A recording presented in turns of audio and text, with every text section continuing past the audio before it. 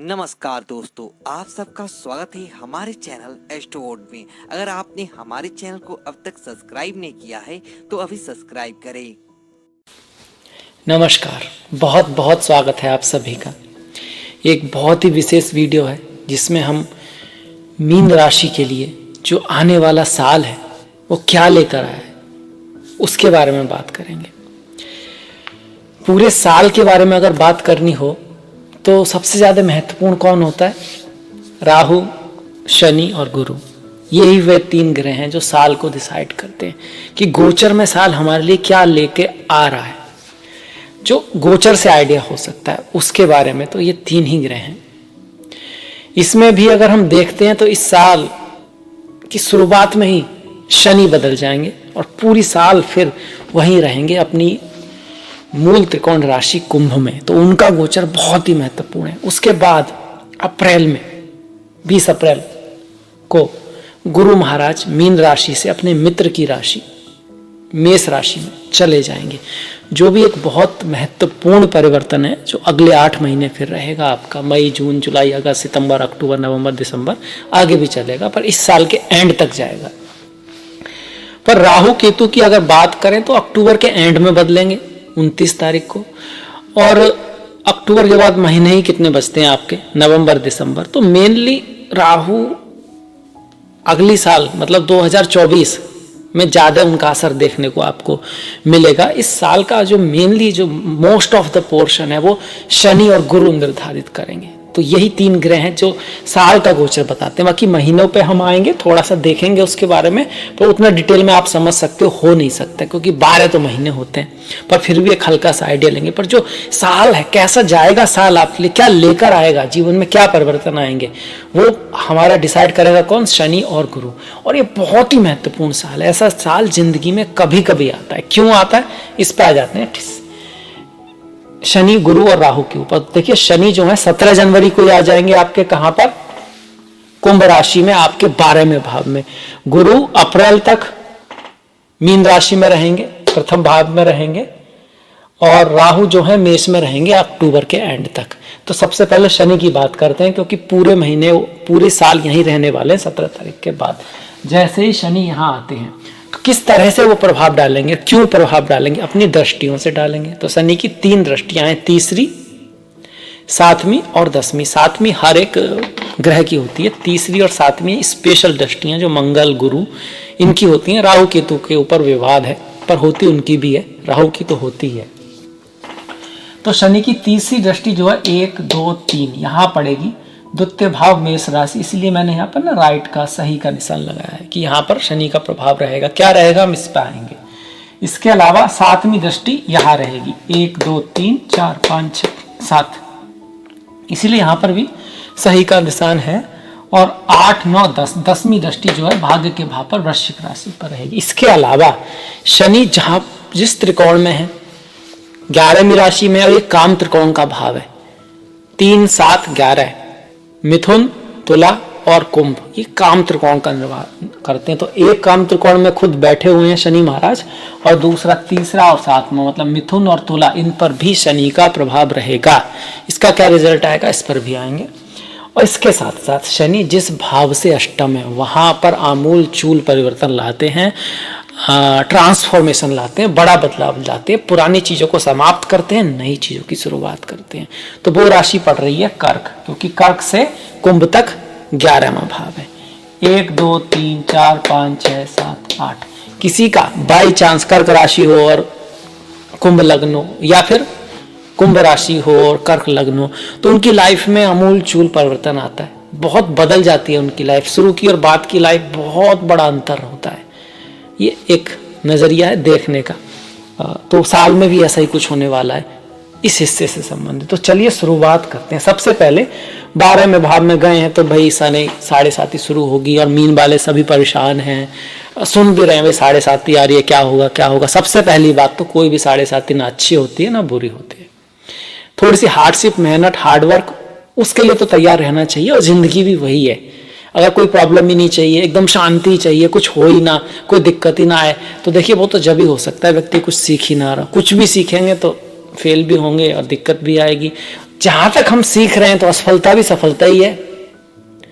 एक बार जब एडिसन थे, अपना प्रयोग कर रहे थे बल्ब बनाने का, तो करीब 800 बार फेल हो चुके होंगे। तो किसी सभा में गए थे तो उनका बहुत मजाक बनाया गया, बहुत उनका मजाक उड़ाया कि इतना मूर्ख साइंटिस्ट है जो भी है, कि मतलब इतनी बार तो फेल हो चुका है। तब फिर उन्होंने बताया भी फेल नहीं हुआ हूं मैं, मुझे पता लगा है कि इन 800 तरीकों से अभी बल्ब नहीं बनता है, और प्रयास करना है।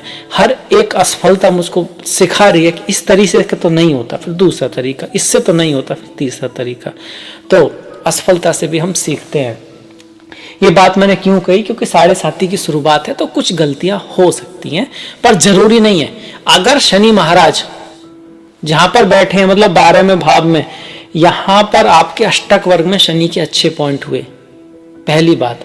दूसरी बात, शनि पर शुभ ग्रहों की दृष्टि हुई, शनि गुरु के साथ हुए, शनि पर गुरु का प्रभाव हुआ आपकी कुंडली में, शनि स्ट्रांग हुए, नवामशा में उनकी अच्छी स्थिति हुई, तो ये 7.5 आपको बना के जाएगी, उठा के जाएगी, मेहनत करा के जाएगी। शनि की 7.5 सीढ़ी की तरह होती है। किसकी तरह? सीढ़ी की तरह। यहां मैं इसको बना देता हूं सीढ़ी, ताकि आपकी समझ में आए मैं क्या कह रहा हूं। अगर कोई व्यक्ति सीढ़ी पे चलेगा ऐसे करके, तो यहां जाके उसको क्या लगेगा? रास्ता रुक गया, आगे ऑब्स्टिकल है, आगे रुकावट है।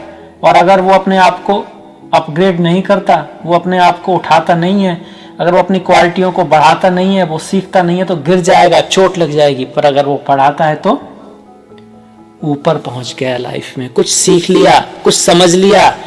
ठीक इस तरह फिर से ये होता है 7.5। 7.5 आपको निखारने आती है, संवारने आती है, और निखर के संवर के सोना कुंदन होता है, कोयला हीरा होता है, और मनुष्य कुछ बनता है, कुछ सीखता है। तो ये तो आ गया शनि का 12वें भाव में। इसके साथ साथ 12वें भाव खर्चे का, तो थोड़ा बहुत खर्चा आपके पास आएगा।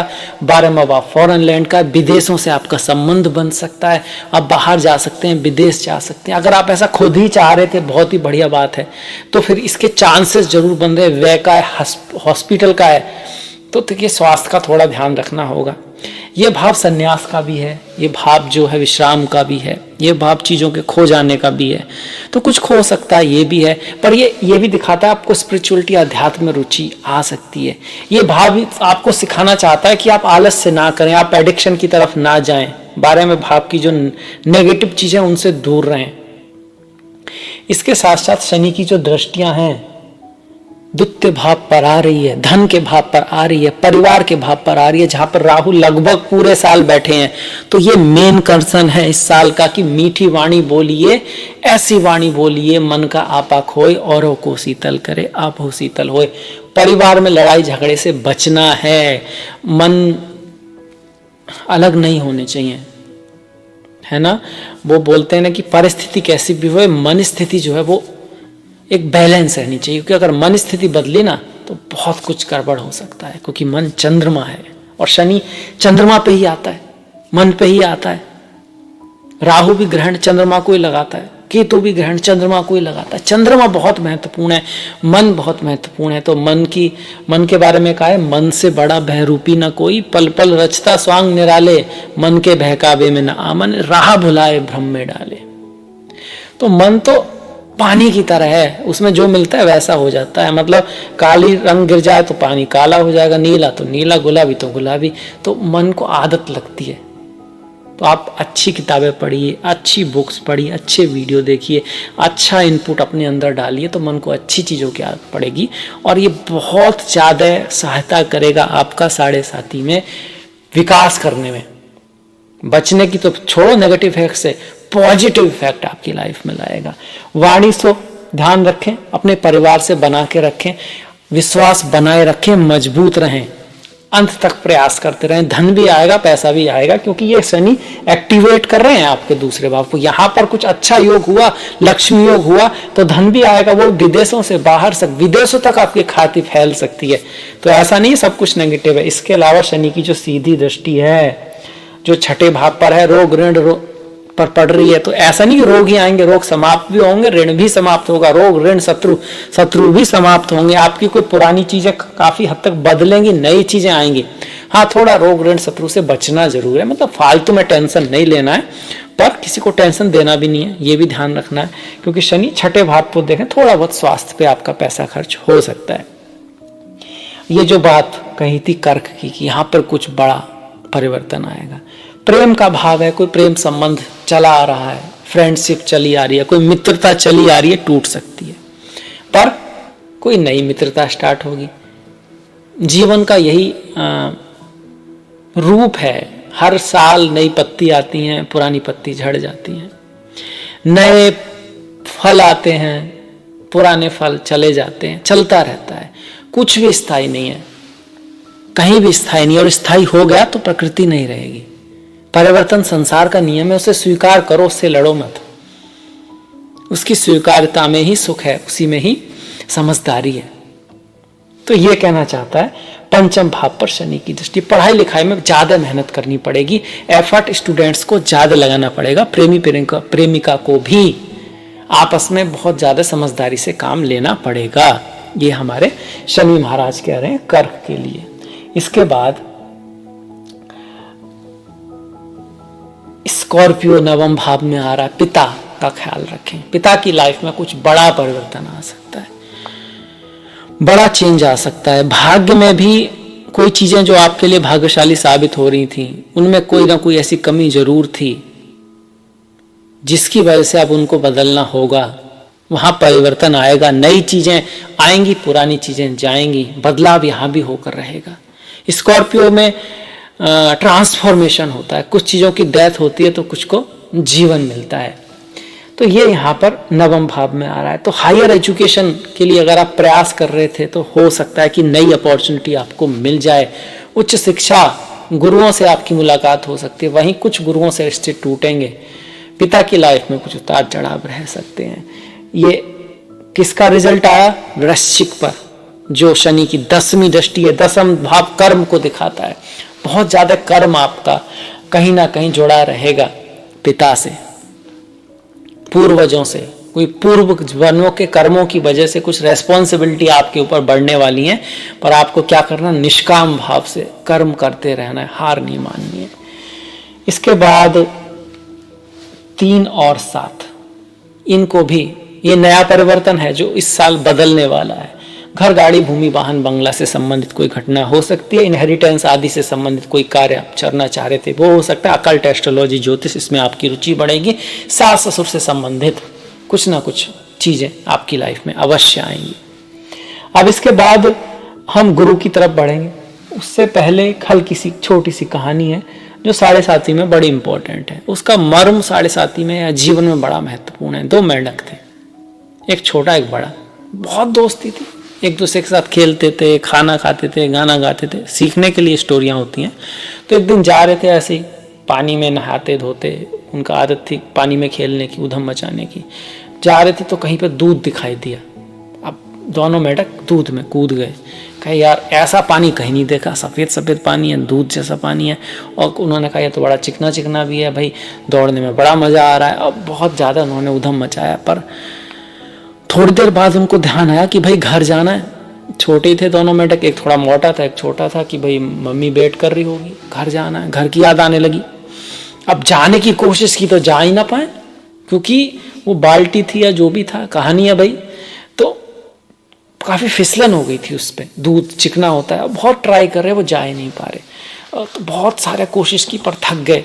तो फिर छोटा वाला जो थोड़ा छोटा था बड़े से, कहता है कि यार तैरते रहो आप, क्योंकि हमने अगर तैरना बंद किया तो हम डूब जाएंगे, और डूब गए तो मर जाएंगे। तैरना तो पड़ेगा, शायद कोई देख ले, वही हमारी रक्षा कर ले।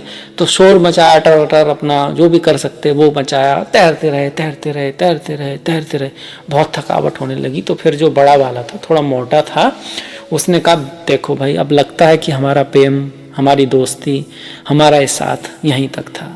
मैं तो अब तैर नहीं सकता और मेरे को कष्ट हो रहा है, शायद मेरी ज़िंदगी का आखिरी दिन है। तो छोटे ने कहा कि और थोड़ा प्रयास कर, क्या पता कुछ हो जाए। वो कहता नहीं, अब कुछ नहीं हो सकता, मुझे पता है अब कुछ नहीं हो सकता। मेरे हाथ पैर भी जवाब दे गए और अब मैं मेहनत नहीं कर सकता। अब ये मेहनत करने का कोई मतलब ही नहीं बनता है, ऐसा हो ही नहीं सकता कुछ। अब क्या होगा यहाँ पे, इतनी दूर क्या हो सकता है, कोई संभावना। अब मेंढक की समझ से बाहर छोटे मेंढक को भी कुछ पता नहीं कि वो कुछ बता सके क्या हो सकता है। उसने कहा देख ले, प्रयास हमको करते रहना चाहिए, बाकी दिख तो मुझे भी कुछ नहीं रहा। पर फिर भी छोटा मेंढक तैरता रहा और बड़े ने जब देखा कोई है ही नहीं चांस और वो थक गया तो वो डूब गया, मर गया। अब जब वो मरा तो छोटे मेंढक को बड़ा डर लगा, बड़ा दर्द हुआ, जीवन का इतना महत्वपूर्ण दोस्त चला गया। पर उसने ये तो ठान लिया था कि आखिरी सांस तक प्रयास करना है, प्रयास तो करना, अब जो होगा देखा जाएगा। यही अंतर रहा दोनों के डिसीजन। तो उसने और जो भी ताकत बची थी वो सब झोंक दी, वो सब झोंक दी। तो फिर थोड़ी देर बाद क्या हुआ, क्योंकि वो बहुत देर से दोनों मेंढक तैर रहे थे ना, तो दूध में से मक्खन निकलना शुरू हो गया। और मक्खन जब निकला तो दूध की कंसिस्टेंसी बदल गई और वो व्यक्ति पहले उस मक्खन के ऊपर आया और उससे बाहर निकल गया। और उसने फिर सोचा कि अगर मेरे दोस्त ने मेरी बात मान ली होती, या फिर भले ही कोई रास्ता दिखाई ना दिया हो, उसने प्रयास करना ना छोड़ा होता, तो आज वो मेरे साथ होता, मैं उसके साथ होता। तो कहानी का अर्थ ये है कि 7.5 वगैरह ये सब परीक्षा की तरह होती हैं। जो हार गया, जिसने हार मान ली, हार उसी की होती है। नहीं तो इनसे जो निकलता है ना वही इतिहास रचता है। तो परीक्षा भी ऐसी होती है, कठिन होती है, पर प्रयास जो करता है, जो सीखता है, फिर उसको डिग्री भी मिलती है समाज में। यही कहा गया, शास्त्रों में भी यही लिखा है कि 7.5 आपकी एक परीक्षा है। उसको जितने उल्लास के साथ, जितने उन्मत्तता के साथ, जितने पॉजिटिविटी के साथ, हर प्रॉब्लम से जितना आप सीखते हुए चलोगे, उतना फिर बाद में आपको रिवॉर्ड्स मिलेगा। तो ये शनि की हो गया। अब आ जाते हैं गुरु के ऊपर, क्योंकि शनि से आपके समझ में आ गया क्या क्या शनि देने वाले। शनि यही देने वाले, इसके साथ शनि क्या दे सकते हैं आपकी कुंडली पर डिसाइड पड़ेगा। जैसे कि अगर सप्तम भाव का मालिक यहाँ बैठा है, यहाँ पर बाई चांस सप्तम भाव का मालिक बैठा है, तो शादी दे सकते हैं, क्योंकि शादी सप्तम भाव को किसको एक्टिवेट करेंगे। यहाँ पर अगर आपका कुछ शुक्र बैठ गए, गुरु बैठ गए यहाँ आकर, तो धन दे देंगे बहुत सारा। शनि 7.5 में धन आता है ना, इसीलिए आता है, उसी भाव को एक्टिवेट कर रहे हैं। ठीक इसी के साथ साथ यहाँ पर अगर कोई अच्छा ग्रह बैठ जाता है, आपका मंगल ही बैठे हुए हैं अगर यहाँ पर, तो भाग्य को एक्टिवेट करेंगे। तो वो जन्म कुंडली डिसाइड करेगी। शनि की जहां पर दृष्टि जाएगी, यहाँ पर अगर बुध बैठे हो तो घर, गाड़ी, भूमि, वाहन, बंगला आपको दे सकते। वैसे भी चांस बना रहे हैं घर, गाड़ी, भूमि, वाहन, खास करके घर जमीन से संबंधित कुछ होने का शनि चांस बना रहे हैं। इनहेरिटेंस बनने का चांस बना रहे हैं आपके अष्टम भाव से। पर ये जब होगा जब यहाँ पर आपका कोई ग्रह वगैरह हो, आपकी कुंडली में उस तरह के योग हो। अब बढ़ते हैं गुरु के ऊपर। गुरु अप्रैल तक तो यहीं रहेंगे। अप्रैल तक भी 4 महीने क्या रिजल्ट देगा? 3 दृष्टि हैं उनकी, 5वीं, 7वीं, 9वीं। 5वीं से पुत्र प्राप्ति, प्रेम जीवन में लाएंगे। तो देखिए गुरु जब यहाँ तक हैं, पहले 4 महीने आपके प्रेम पर उतना वो नहीं है, जो मैंने कहा कोई पुराना रिश्ता समाप्त होगा। पर जैसे ही वो अप्रैल में यहाँ जाते हैं तो हो सकता है कि कुछ ब्रेकअप का चांसेस बने। पर अप्रैल तक प्रेम के लिए अच्छा है, आपस में प्रेम बना रहेगा। शादी विवाह के लिए बहुत बढ़िया है, बिजनेस के लिए बहुत बढ़िया है, व्यापार के लिए बहुत बढ़िया है, और भाग्य के लिए भी गुरु यहाँ पर बहुत है। अपग्रेड एजुकेशन के लिए रहे, गुरु के आशीर्वाद के लिए। कहीं ना कहीं जो शनि का जो थोड़ा सा नेगेटिव असर पंचम और नवम पर आ रहा है, उसको गुरु कंट्रोल कर रहे हैं आपके चार्ट में अप्रैल तक। आप भी दूरदृष्टि से काम लोगे, आप भी बुद्धिमानी से काम लोगे। पर अप्रैल के बाद क्या होगा? ये जो गुरु हैं ये यहाँ आ जाएंगे आपके 21 अप्रैल को मेष राशि में आ जाएंगे और इनकी दृष्टियां बदल जाएंगी।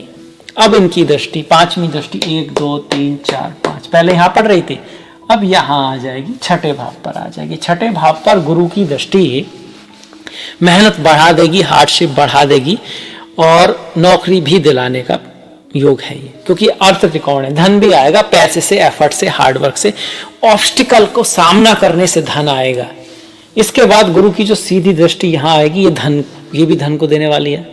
पैसे के मामले में तो अच्छा है, वैसे भी द्वितीय भाव में धन को, वाणी से कुछ धन आता है। टीचर अगर आप हैं, एडवोकेट अगर आप हैं, कंसल्टेंट आप अगर आप हैं, एडवाइस देने वाले, कुछ ऐसा काम है जहां पर वाणी का, चेहरे का, आपकी पर्सनैलिटी का कुछ रोल होता है, तो आपके लिए धन के लिए साल बहुत बढ़िया है। अप्रैल से पहले भी, अप्रैल के बाद भी।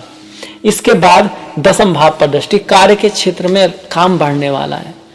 काफी बोझ आ जाएगा, रेस्पॉन्सिबिलिटी बढ़ जाएगी, आपको बहुत मेहनत करनी पड़ेगी। कार्य के क्षेत्र में ट्रांसफर भी हो सकता है अप्रैल के बाद। ये गुरु महाराज ला रहे हैं। साथ में यहाँ पर गुरु और राहु साथ में रहेंगे, तो ऐसा नहीं कि आप जैसे ही गुरु यहाँ आएंगे तुरंत गुरु चंडाल योग बहुत एकदम बन तो तभी जाएगा, एक्टिव हो जाएगा। उसका ज्यादा रिजल्ट आपका 10 मई से लेकर 10 जून तक रहेगा। उसमें भी 25 मई से 1 जून तक गुरु चांडाल योग थोड़ा सा रहेगा। धन के मामले में कुछ आप गलत डिसीजन लेने की संभावना है, लालच में अगर आपने डिसीजन लिया तो। अगर आप पेशेंस से और दिमाग से काम लेंगे तो चीजें ठीक रहेंगे। वाणी का थोड़ा ध्यान रखना है। जब गुरु चांडाल योग है उसमें अपने गुरुओं से, पिता से आपका थोड़ा मतभेद हो सकता है, उसके बारे में थोड़ा ख्याल रखें। इसके साथ साथ जो है आप ये कह सकते हो गुरु का गोचर फिर भी कहीं ना कहीं शनि के गोचर को बैलेंस कर रहा है। ये जो भाव होते हैं ना, दूसरा और 12वां, बैलेंस वाले होते हैं। मतलब 7.5 इस साल आपके लिए कुछ खास नेगेटिव लेकर नहीं आएगी, ना ला पाएगी। अगर कुंडली में ही कोई बुरे हुए लोग हुए तो अलग बात हुई, अन्यथा ये 7.5 आपको सिर्फ ऊपर लेकर जाएगी और आपको बस हिम्मत नहीं हारनी, आपको बस प्रयास करते रहना है। अब आते हैं राहु पर। राहु का परिवर्तन विशेष होगा। देखिए अक्टूबर तक तो राहु यहीं रहेंगे, द्वितीय भाव में रहेंगे, तो वाणी का ख्याल रखें, खर्चा सोच समझ के करें, स्वास्थ्य का ध्यान रखें। द्वितीय भाव में स्वास्थ्य के लिए बहुत बढ़िया राहु नहीं होते हैं। इसके साथ साथ सास ससुर की लाइफ में कुछ उतार चढ़ाव रह सकते हैं, पर ये पिछली साल से ही चल रहा है। इसमें नया क्या हुआ? नई साल की बात तो अक्टूबर के बाद ही राहु लेकर आएंगे, और वो क्या लेकर आएंगे? आगे नहीं जाएंगे, पीछे जाएंगे। ये पीछे चलते हैं, उल्टे गिरे हैं ना ये राहु केतु, तो यहाँ जाएंगे, और केतु यहां से यहां आ जाएंगे, ऐसे जाएंगे। तो अब इसमें ये क्या होगा भैया? राहु लगन में आगे एम्बिशन बढ़ जाएंगी, बहुत कुछ करना चाहोगे लाइफ में, नियम तोड़े जाएंगे, कुछ हटके आप करना चाहोगे, बाहर निकलना चाहोगे, विदेश चाहोगे, पॉसिबिलिटी है। स्पिरिचुअलिटी, अध्यात्म की तरफ जा सकते हो, उसके एक्सट्रीम में पहुंच सकते हो, या फिर मटेरियलिज्म, भौतिकता के एक्सट्रीम में पहुंच सकते हो। दोनों ही एक्सट्रीम भयानक होते हैं और दोनों ही एक्सट्रीम को राहु केतु दिखाते हैं, इसलिए उनसे लोग डरते हैं। राहु केतु सन्यासियों को भी दिखाते हैं, केतु खासकर। पर राहु भी अगर किसी को लगन लग गई धर्म की, स्पिरिचुअलिटी की, तो फिर सब कुछ छोड़ के उसी के पीछे चल देते हैं।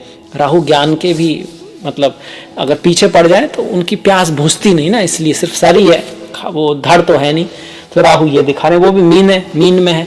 मीन में राहु बहुत ज्यादा अच्छा नहीं मानते हैं, इमेजिनेशन थोड़ी रहेगी और मतभेद थोड़े रह सकते हैं, और डिफरेंस ऑफ ओपिनियन, खास करके प्रेम के लिए और अपने लिए और अपने जीवन साथी के बारे में थोड़ा सा आपको धैर्य से काम लेना है, जल्दबाजी से काम नहीं लेना है, क्योंकि आपको अपने बारे में भ्रम पैदा कर सकते हैं और अपने जीवन साथी के प्रति भी भ्रम पैदा कर सकते हैं। केतु सप्तम भाव में, राहु यहां पर। ऐसा भी नहीं है कि एकदम नेगेटिव गोचर है, ठीक ठीक है, डिपेंड करेगा कि आपकी कुंडली में यहाँ पर कैसे ग्रह हैं, यहाँ पर किस ग्रहों की दृष्टि आ रही है। शुभ दृष्टि आ रही है तो फॉरेन से, विदेश से लाभ हो सकता है। स्पिरिचुअलिटी, अध्यात्म से भी आपको थोड़ी बेचैनी तो रहेगी, यात्राएं भी रहेंगी, पर अल्टीमेटली आपके लिए अच्छा ही साबित होने वाला है ये राहु का गोचर। खासकर कि धन के बारे में ध्यान रखना है, एक्स्ट्रा खर्च कराएंगे, क्योंकि द्वितीय भाव से 12वें भाव में है। इससे अगर गिने तो 12 पड़ता है, यहां से गिनना 1 2 3 4 5 6 7 8 9 10 11 12, धन का खर्च कराएंगे, ये तो है। और अगर हम यहां से गिनते हैं तो अष्टम है, लड़ाई झगड़े से आपको बच के रहना, इन 2 चीजों का खास ख्याल रखना है तो ठीक रहेगा। आपके प्रयास से आपको रिजल्ट दिलाएंगे, आपके प्रयास का आपको रिजल्ट मिलेगा। कम्युनिकेशन आदि के लिए अच्छे हैं। घर, भूमि, वाहन, बंगला बनाने में भी राहु आपकी हेल्प करेंगे, उसके मामले में भी ठीक है। लाभ भी आपका रहेगा, ऐसा नहीं कि लाभ के लिए खराब है, तो ऐसा नहीं सब कुछ खराब है, ये सारी चीजें आपको राहु देंगे। अब आ जाते हैं महीने वाइज कैसा होगा, ओवरऑल पिक्चर आपको समझ में आ गई। अब कुछ विशेष घटनाएं देख लेते हैं। साल का है, पूरी साल का, तो सूर्य ग्रहण पड़ेगा 24 अप्रैल और 14 अक्टूबर को। 24 अप्रैल माफ कीजिएगा, 24 अप्रैल का जो है वो मेष राशि में, और 14 अक्टूबर का जो है वो कन्या राशि में होगा। चंद्र ग्रहण आपका 5 मई तुला को और 28-29 अक्टूबर को पड़ेगा मेष में। या इस साल के ग्रहण पहले साल से कम है, ये ठीक है, नॉर्मल है, तो ये अच्छी बात है। जब ज्यादा ग्रहण हो तो महामारी, विनाश, इसकी ज्यादा संभावना हो जाती है। इसके बाद साल की शुरुआत से अगर हम लेके चलें, करियर को अगर हम देखें तो देखिए करियर जो है आपका गुरु से रिलेटेड है। यहाँ पर गुरु हैं तो गुरु पहले यहाँ पर रहेंगे फिर यहाँ पर रहेंगे, तो अप्रैल से पहले और अप्रैल के बाद दोनों ही जगह कहा जाए तो अप्रैल तक जो है आप पद प्रतिष्ठा समान समाज में स्थिति के ऊपर ज्यादा फोकस रहेगा, आपका पढ़ाई लिखाई पे ज्यादा फोकस रहेगा, पार्टनरशिप पे ज्यादा फोकस रहेगा, धर्म और ज्ञान बुद्धिमत्ता इन सब पे आपका ज्यादा फोकस रहने वाला है और आपकी पदोन्नति का चांसेस भी यहाँ पे बना है, ऐसा मतलब हम कह सकते हैं। और खासकर कि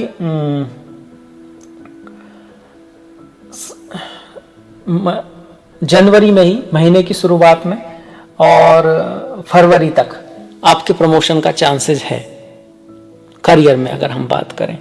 इसके साथ साथ अप्रैल के बाद आपका जो फोकस है वो थोड़ा बदल जाएगा। आप रोग ऋण शत्रु थोड़े से बढ़ेंगे, एफर्ट बढ़ेगा, हार्डवर्क बढ़ेगा, मेहनत बढ़ेगा, धन के लिए प्रयास आपको ज्यादा करना पड़ेगा, पर ओवरऑल रिजल्ट अच्छे रहेंगे। प्रयास बढ़ जाएगा, एफर्ट बढ़ जाएगा, हार्डवर्क बढ़ जाएगा करियर में। दूसरा है तरीका भाग्य से देखने का पूरे साल को। भाग्य के स्वामी मंगल हैं, तो साल की शुरुआत में मंगल वक्री है 12 तारीख तक, 12 तक है, हाँ जी 12 तारीख तक वक्री है, तो 12 तारीख तक थोड़ा शांत रहिए, भाग्य कोई बहुत तेजी से साथ नहीं देगा। और 17 तारीख तक मैं तो कहूँगा जनवरी तक कोई बहुत बड़ा डिसीजन, एकदम नई साल आई है तो कई बार हम बहुत बड़ा डिसीजन लेते हैं ना, तो ऐसा नहीं करना है क्योंकि मंगल और बुध बकरी चल रहे हैं। पर 12 के बाद जो है मिथुन राशि में पहुंच जाएंगे मंगल, आपके यहाँ पहुंच जाएंगे और यहाँ पर उनका जाना घर जमीन खरीदने का योग बनता है, करियर के लिए भी शुभ है। इसके ये कब तक रहेगा आपका, ये आपका रहेगा 9 मई तक। 9 मई के बाद मंगल जाएंगे यहाँ पर, ये भी राजयोग है और यहाँ पर ये शुभ योग है, लक्ष्मी का योग है। पर जब ये यहाँ पर जा रहे हैं आपके जो कि आपके जाएंगे 10 मई से लेकर 30 जून तक, तो बच्चों के लिए बढ़िया है, पढ़ाई लिखाई के लिए अच्छा है, एजुकेशन के लिए अच्छा है, काम में कोई चेंज आ सकता है। इसके बाद मंगल यहाँ आएंगे, आपके रोग ऋण शत्रु को समाप्त करेंगे। छठे भाव में भी मंगल का गोचर अच्छा होता है, पर चूंकि भाग्य का स्वामी है तो थोड़ा एफर्ट, हार्डवर्क, मेहनत जरूरत पड़ेगी, कंपटीशन आएगा। अब कंपटीशन आएगा तो हार्डवर्क करना ही पड़ेगा। और ये कब तक रहेगा सिंह राशि में, ये रहेगा आपका 1 जुलाई से लेकर 17 जुलाई तक। सिंह राशि मंगल के मित्र सूर्य की राशि है तो अच्छा है। अब इसके बाद जब मंगल यहाँ आएंगे तो देखिए प्रेम में थोड़ा दिक्कत करेंगे। जब सप्तम में मंगल आए केतु वहां से, ये तो ब्रेकअप, लड़ाई, डाइवोर्स ये सब होने का चांसेस बढ़ जाता है। होगा क्या, कैसे पता, किसे पता है? आपकी जन्मपत्री में आपका प्रारब्ध लिखा है, ये तो डाकिया है, गोचर डाकिया है, बस चिट्ठी लाता है, बस चिट्ठी में है क्या वो जन्मपत्री में लिखा है, पर चिट्ठी आई है, उन्हीं के लिए आई है जिनकी कुंडली में भी इस तरह का योग होगा। बुध अच्छे नहीं होंगे, शुक्र की स्थिति खराब है, सप्तमेश दिक्कत में है, तो फिर इन महीने जब कन्या में रहेंगे मंगल, थोड़ा ख्याल रखना है, जो 18 जुलाई से 2 अक्टूबर तक है। बिजनेस के मामले में अगर हम बात करें तो अच्छा है, बिजनेस के लिए बढ़िया, फॉरेन अपॉर्चुनिटी आ सकती है और धन भी आएगा क्योंकि भाग्य के स्वामी है यहाँ पर मंगल, धन के स्वामी है, उसके लिए अच्छा है, बिजनेस पर्पज के लिए अच्छा है। इसके बाद वृश्चिक में जाएंगे, पर उससे पहले तुला में जाएंगे अष्टम में, और ये अष्टम में जब जाएंगे आपके 3 अक्टूबर से लेकर 15 नवंबर तक, ये भाग्य थोड़ा कम साथ देगा, मेहनत थोड़ी ज्यादा होगी। धन के मामले में आपको कोई भी निर्णय सोच समझ के लेना है, हालांकि इनहेरिटेंस वगैरह आपको मिला सकते हैं।